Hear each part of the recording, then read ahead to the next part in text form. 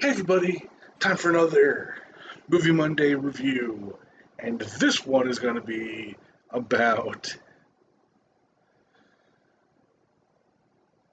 just one of the worst movies I've seen. And I've seen a lot of bad fucking movies. Like, this is bad because it's literally trying to be Ready Player One, but they obviously don't have the money to actually get the licenses to the Ready Player One had all those references or whatever. This game therapy. Okay, so I watched this with a group of fucking people in the Discord, like I do most things. We just watch random bits of crap, and sometimes good things. And we watch this because we roll to me. We do it through RNG between a couple people, and it fell on me because one of the other people left because they had to go to sleep. And and then usually sometimes I'll just pick what we watch, but then sometimes we'll do an RNG. It's like I'll find a bunch of files, select them, and then whatever it lands on. That's what happened this time. We fell on game therapy, and I'll leave a link to the IMDb so you can go look at it. It's some of the games that they reference in the live action portion when they're in the game are Assassin's Creed. Weirdly, it's like in the setting of one, but the person's dressed up like Ezio, not Altair. Then there's Call of Duty Land, Call of Duty / Battlefield.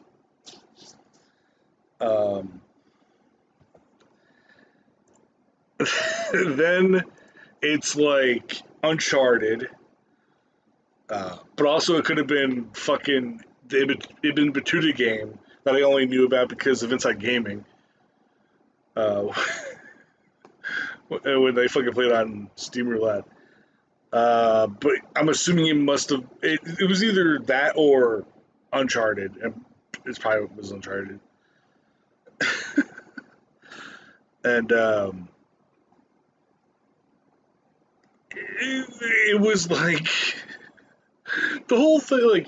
The guy got hooked up into something that was literally just an animus, like a really low tech animus, and it was it was two people who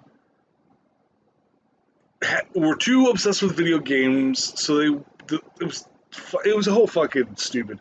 And then there was a whole lie that the one person told the other, and they even had the fucking creator / media figure of Ready Player One, the guy who created the Oasis or whatever. They had that character. His name was Holden Latter or Latham. I don't fucking know. And he was this it's so bad. There are all these glitches, and then there's just a specter that is basically Ruvik from Evil Within, and it was so. Oh, then they don't go to a Fallout world, but there's literally they literally had a prop laser rifle that someone made for a Fallout fan film, or just they made it because they wanted to have a prop, and it was literally just there, and they didn't go to the fucking Fallout inspired world because that would have taken too much fucking time. and effort. And then one of the one of the funniest moments of the movie is that they go back to the Uncharted world because they need to get this key thing that's a statue or like a statuette thing, like a trophy, like the Academy Award shit. Like it was that, but it was like an ancient Egyptian thing, but it had a fucking uh, like it had like a computer key, like kind of like a security key type thing inside of it.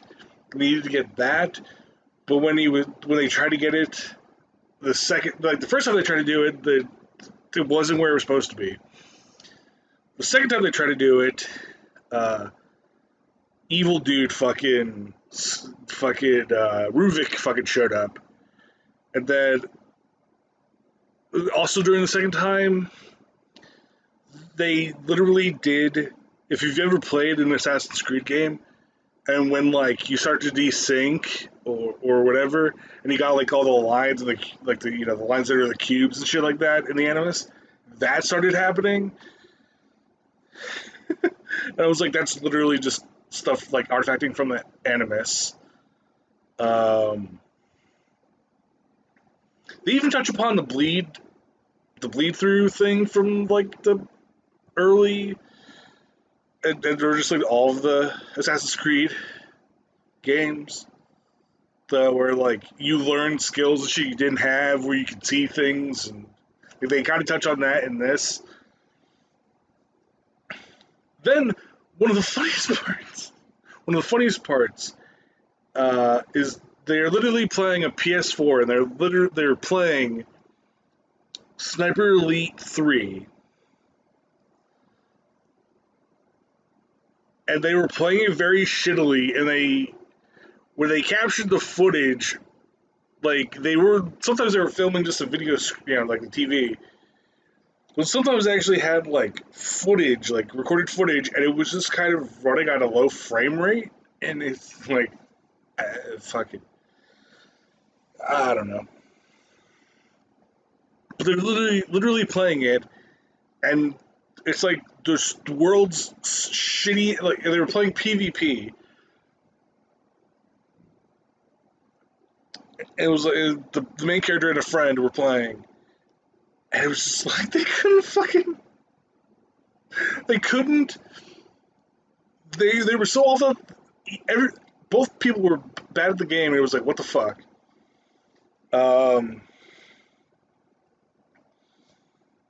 Then there's a love interest named Danica, and that's the only person, the only character whose name I know.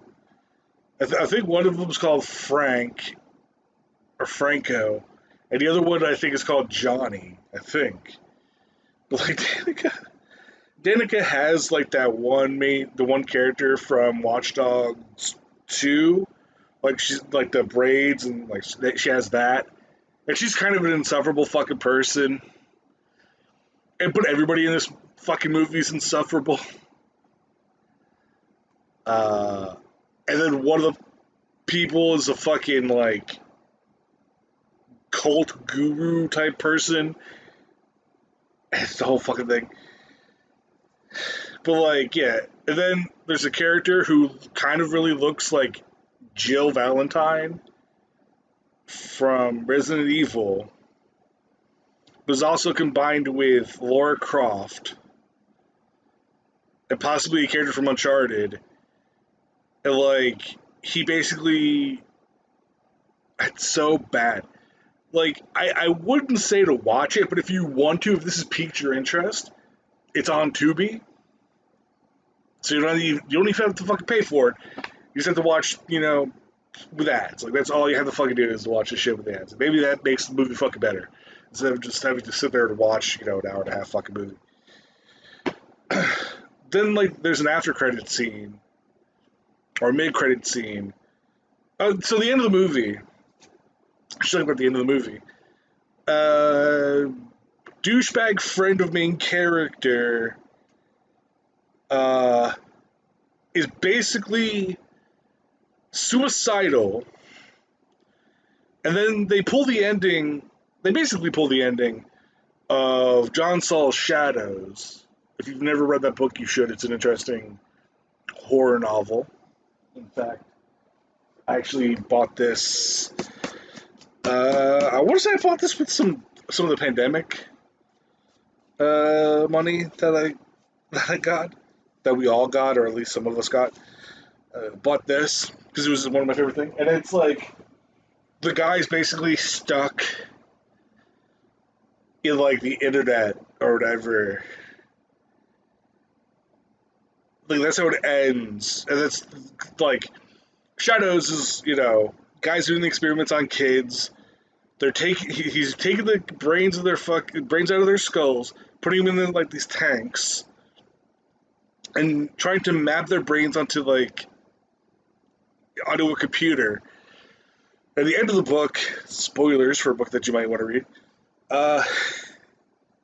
fucking digitized the only person that got digitized was this girl, and she basically disappears and then shows up later and says, finds the main character and is like, hey, I know where you are.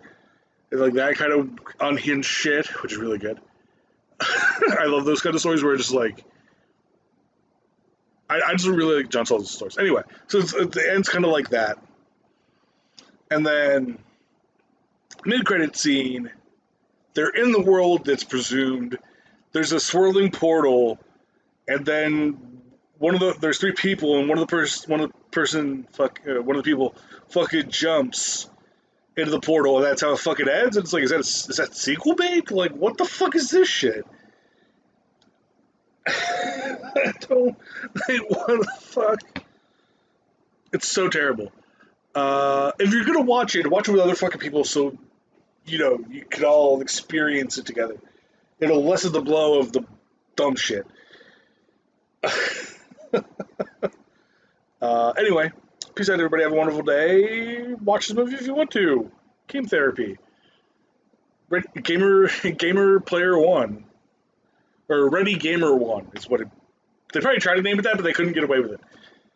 Anyway, so, ta-ta.